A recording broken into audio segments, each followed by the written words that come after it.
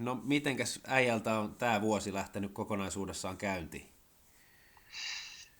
No oikein hyvin, ei siinä mitään. Että tässä on ollut aika perkeleesti kaikenlaista tekemistä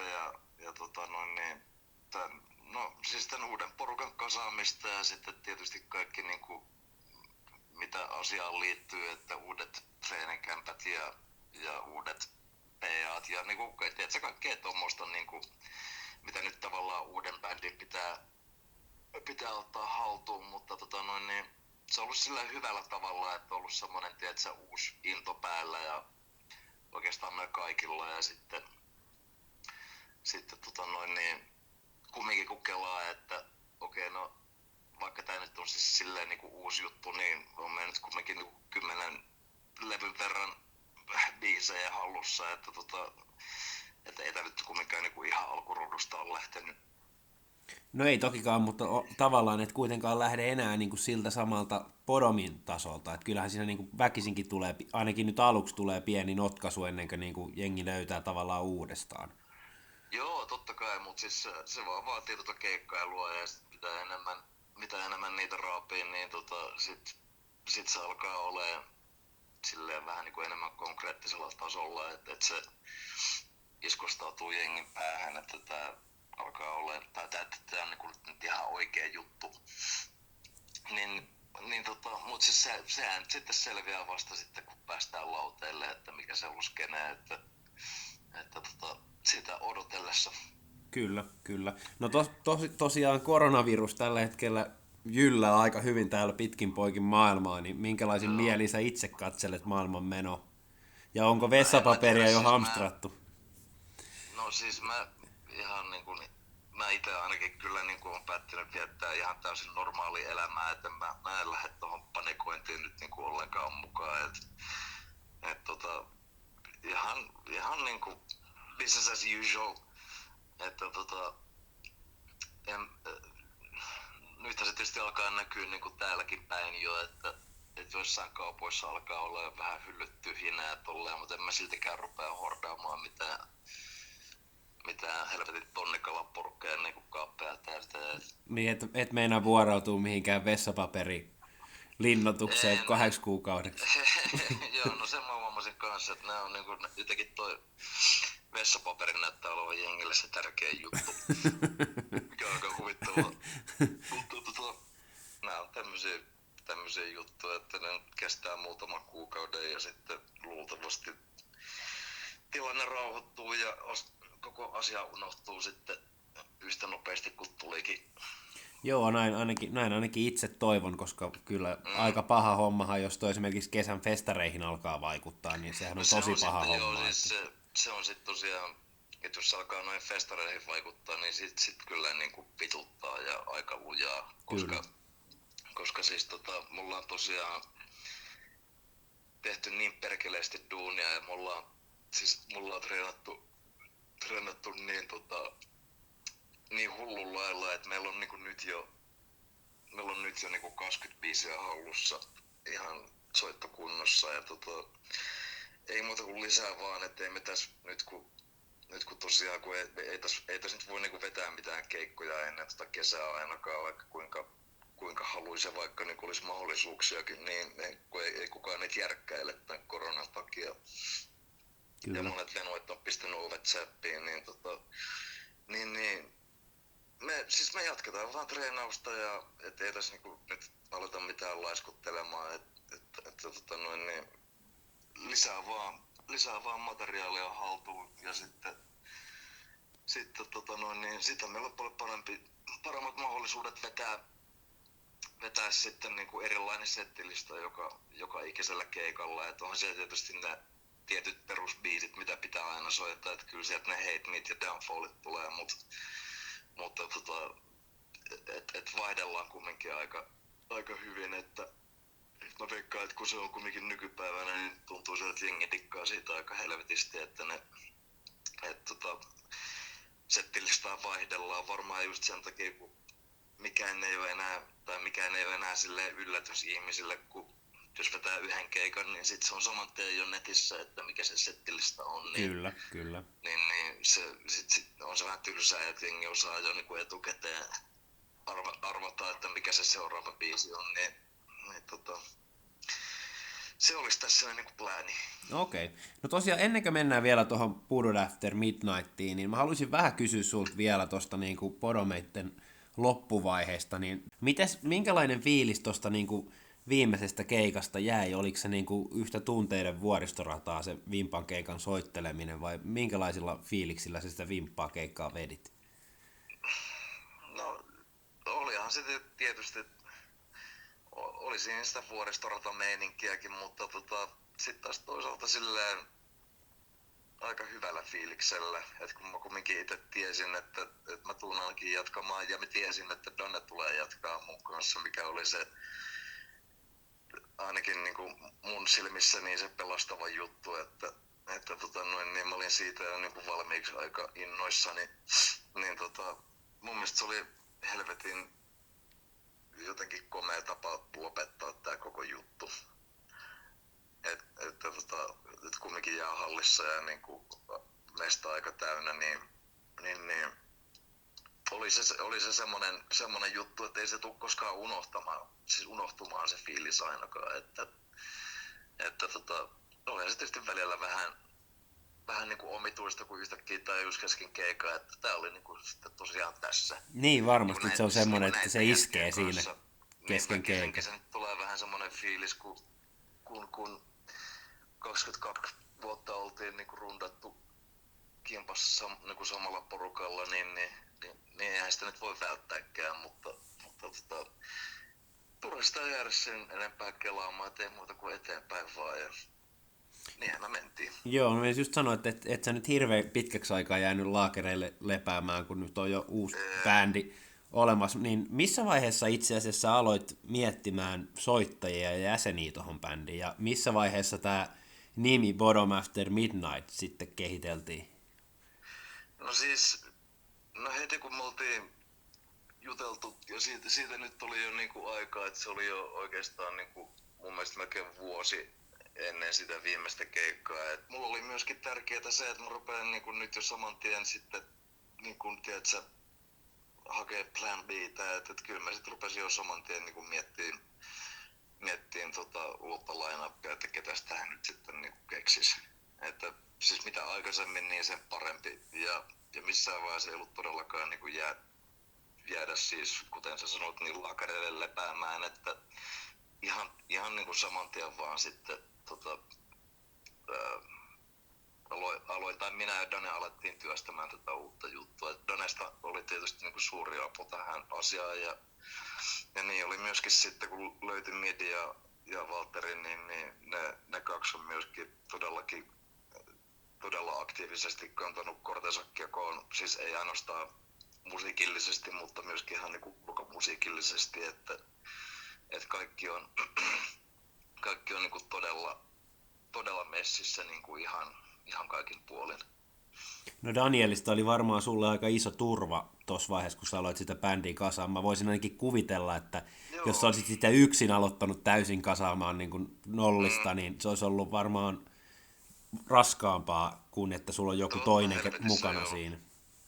Joo, siis totta helvetissä, että se oli tosiaan hyvä. Ja siis kun Dane oli itse niin kuin jotenkin väärinkäsittänyt sen myöskin niin kuin silloin ihan aluksi, että mäkin olisin halunnut lopettaa ja se oli tosiaan niin kuin aika paskana siitä. Ja sitten kun mä sanoin silleen, että mä en ole ainakaan lopettamassa mitään, niin kyllä mä muistan, että mä näin sen kasvoilla niin kuin semmoisen helpotuksen meiningin, että niin kuin kaveri sanoi, että että oikein on hyvä, että ei muuta kuin vaan jatketaan ja kyllä me tästä hyvä juttu saadaan. Ja sitä mä en niin kuin epäilykään missään vaiheessa, etteikö saataisi. Kyllä.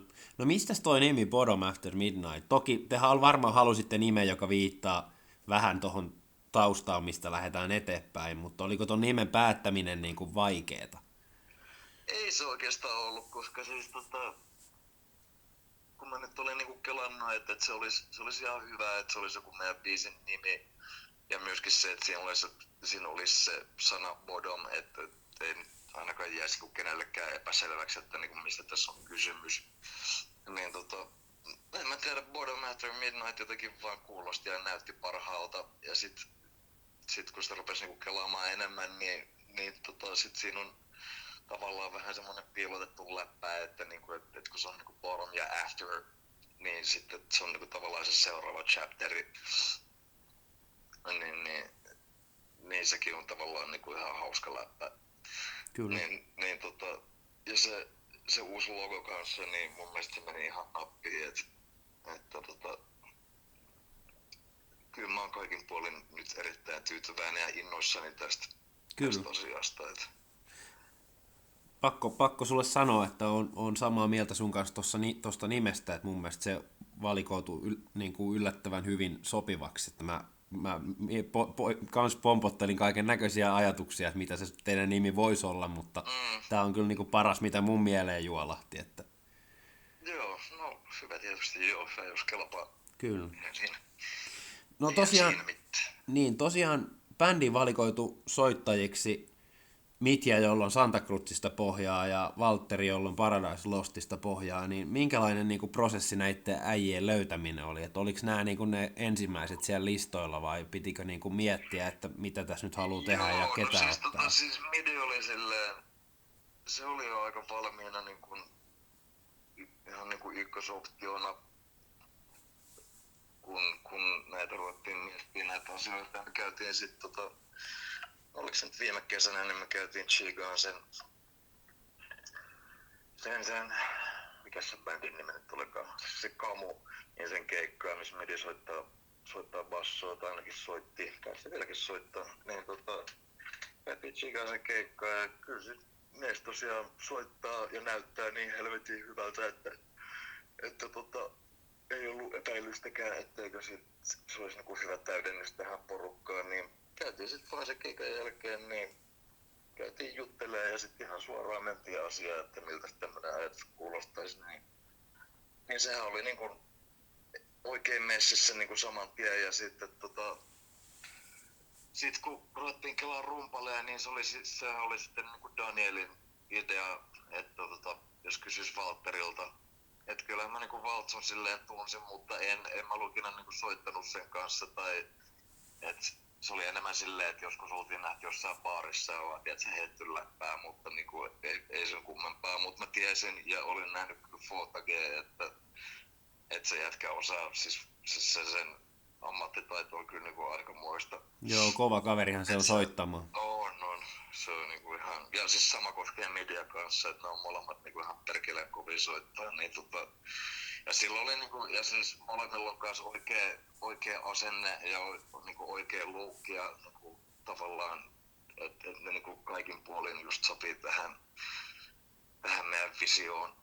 Niin sitten Dana otti siihen yhteyttä ja myöskin Valtteri oli sitten niinku ihan saman tien erittäin kiinnostunut, että kyllä se haluaisi olla mukana, vaikka sillä nyt on aika monta rautaa tulessa, mutta kyllä me se saadaan sumplittua. Kyllä. Se ilmeisesti jatkaa kuitenkin Paradise Lostissa. Niin sitten se tavallaan, että niin kuin molemmat tahot sitten vähän joustaa siinä, että joskus Valtteri hoitaa niin kuin sitten sen bändeille tuuraa ja joskus me hoidetaan sitten niin kuin tällä bändille tuuraa. Jos, niin kuin mä sanoin, että jos tulee näitä päällekkäisyyksiä. Mutta ainakin nämä festarit ja mitä nyt on tähän mennessä buukattu, niin tulee olemaan kyllä tällä kokoonpanolla. Ja tosiaan sitten tämä Lauri Salomaa, joka bändinkin kanssa soitti siinä EP:llä ja soitti muutaman keikan kanssa, niin se tulee vetämään kiippareita. Et se on nyt niinku sessiomiehenä vielä, että siitä ei se ole niinku poissuljettu, etteikö se voisi olla niinku ihan niinku jäsen, mutta katsotaan nyt eka niinku tälleen sessiopohjalta ja sitten ei me olla niinku edes kerätty juttelemaan tästä aiheesta, että Niin. Selvinnee sitten. Niin, että katsotte ajan kanssa sitten, että miten se siihen istuu. Joo. Ja sitten riittääkö sillä oma aika ja näin päin pois. Tässä on aina monta eri muuttujaa näissä hommissa. Näin on. Kyllä, kyllä, kyllä. No tosiaan keikat on tulossa Tuskassa ja John Smithissä, jos ei tämä korona nyt pilaa sitten kaikkea, niin minkälaisin mielin odotat paluuta takaisin lavoille ja ilmeisesti Podomin tuotannolla siellä mennään ainakin kesällä pitte. Joo, siis tosiaan no, siis Podomin biisejä ja niin, no nehän nyt on kumminkin mun kirjoittamia biisejä, niin, Kyllä. niin miksipä ei. Ja siis niitähän siis kumminkin niin kuin jengi haluaa kuulla, että niin kuin mä sanoin tuossa aikaisemmin, että kyllä sieltä tulee niitä niin perusbiisejä, mutta tarkoitus olisi myöskin sit soittaa, no meillä on ainakin tällä hetkellä niin kuin kelauksena, no se tulkoon nyt sitten yllätyksenä vasta siellä keikalla, mutta ainakin 1 tai 2 biisiä, mitä ei ole koskaan soitettu livenä, että kyllä se tulee sitten jotain yllätyksiäkin. Okei. Ja sitten tietysti jotain biisejä, mitä ei olla vaan soitettu ihan perkeleen pitkään aikaa. Et mahdollisimman monipuolista settiä joka festareilla. Ja sittenhän meillä on myös Saksassa on tää Summer Breeze ja joku oli vielä, mikäs helvetti se nyt oli. Mulla ei ole mitään listaa, et en ole katsonut. Mutta siis joo, että oli vielä jotain sieltä vielä puukattu, niin siis erittäin hyvillä mielin ja siis niin kuin aika täpinöissä niin odotan, että niin kuin pääsee noiden jätkien kanssa lauteille ja pääsee soittaa livenä, koska se on mulle kumminkin semmoinen asia, että livenä soittaminen se on vaan niin iso osa mun elämää, että se tuntuu todella omituiselta. Että nytkin on jo ollut tässä niin kuin silleen, eihän tässä nyt ole hirveän montaa kuukautta ollut, mutta siltikin, että se alkaa niin kuin tuntumaan jo siltä, että ei helvetti, että pakko niin kuin, kohta niin kuin tukea väkisen jonnekin kavakkiin soittamaan bluesia, jos ei niin muuta tapahdu. Eikö sitä sanota silloin, että se on semmoista adrenaliini-junkie-meininkiä, että se on tavallaan niin kuin pakko kokea uudestaan ja uudestaan? Joo, no sitähän se just on. Kyllä. No mites, mä Instagramista kattelin jotakin päivityksiä, niin sä oot ilmeisesti jotakin musiikkia jo kirjoitellut uuttakin, köhko? Joo, no siis se nyt ei ole sinänsä ollut mikään prioriteetti, koska kun sehän nyt kumminkin, sehän tuli vasta vuosi sitten se Hex-levy, niin ei tässä nyt ole silleen, se on ehkä, ei ole tarkoitus mennä asioiden edelleen, että ei me nyt ihan vielä ruveta mitään uutta katsomaan, että siis mähän nyt kirjoitan joka tapauksessa melkein koko ajan jotain, että se on vaan semmoinen tapa, ja sit kun tulee ideoita, niin kyllä ne kannattaa ottaa ylös silleen, että ottaa vaan sit niinku skäpan käteen ja kokeilee vähän, ja sitten tietysti lyrikoita mä oon kirjoittanut aika paljon, ja kaikenlaista, mutta siis että sillä asialla nyt ei ole niinku mikään kiire, että otetaan nyt ensin nämä ihan perusasiat haltuun, ja meillä on kumminkin siis niin monta aluetta, missä muun muassa ei niinku edes vedetty niinku hexte-rundia, että sehän tapahtuu vain Jenkeissä. Ja et muun muassa niin Euroopassa sitä ei vedetty ollenkaan. Et siis on me kyllä työmaata nyt ainakin riittää yli vuodeksikin. Että, niin. Katsoo sitten sen jälkeen, mitä tapahtuu. Siitä, että mitä nyt loppuvuodesta tapahtuu, että jos tämän vuoden puolelle ei saada jotain pitkää rundia, niin sit mikäpä ei, mikäpä ettei, että voidaan sitten jotain uuttakin katsoa. Ettei sitä mikään lakikiellä. Niin, mutta tilanne on siinä mielessä vielä auki, eikä sillä ole mikään tämänhetkinen tarve, että tehdään sitten, kun on sen aika. Kuten sanottu, niin vaikka se äänitettiin jo silloin aikoinaan, mutta tosiaan kun siitä nyt on vaan vuosia aikaa, niin sillä pystyy kyllä ihan hyvin ratsastamaan. Ja muutenkin, kun tämä nyt on niin kuin silleen uusi formaatti, niin kyllä tässä voi ihan live-meiningillä nyt mennä aika pitkään. Siis silleen, että ainakin nyt tää vuosi ja sitten katsotaan sen jälkeen, että mitä tapahtuu. Kyllä. Ei mitään, kiitoksia sulle ajasta Ja onnea Joo, ei tosiaan mitään, ton uuden kiitoksia bändin itsellesi. tiimoilta. Haluatko lopuksi sanoa vielä jotakin viimeisiä sanoja suomalaisille faneille? No ei muuta kuin vaan siis kiitos kärsivällisyydestä ja kiitos, että jengi on jaksanut odottaa ja myöskin ainakin niin kun, kyllä mä nyt olen sen huomannut, että niin kun just niin kun tällaisilla Die Hard-faneilla on ollut niin kun kumminkin niin kun uskoa tähän hommaan, niin, niin totta kai se tuntuu aina helvetin nostalta, että jengillä pysyy usko. Ja nyt se on niin kun tapahtunut ja on tapahtumassa, eli tulkaapas katsomaan.